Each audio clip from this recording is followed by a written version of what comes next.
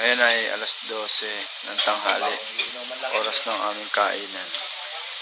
Ganito ang aming kinakain pag walang trabaho. Oh, grabe. Sanggipsal. Ganyan. Kanya kami kamahal ni Amo. Pagka walang trabaho, nagsasalo-salo kami. Kasi ngayon yung oras na kami pwedeng kumain ng matagal, pwedeng magkwentuhan.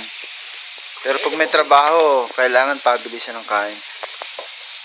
Gusto ni Amo pati kasi ng Tamo, bukod sa sanggipsal, meron pang itlog tsaka manok. Sosi, talagang grabe. Ngayon si Brad Juan, nananaba oh.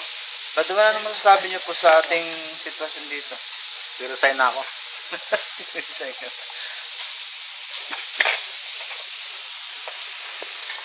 Ay po, Brad Juan, ano po masasabi niyo sa pagkain natin? Mag-boycott tayo. Pahirap to. Wala nang trabaho. Bubusugin pa ng gusto. Pahirapan no?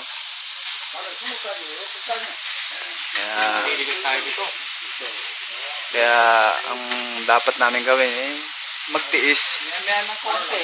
Lalasag kami dito. Matutulog kami. Oo. Kailangan natin magtiis. Kailangan, kasi pag di tayo nagtiis, wala.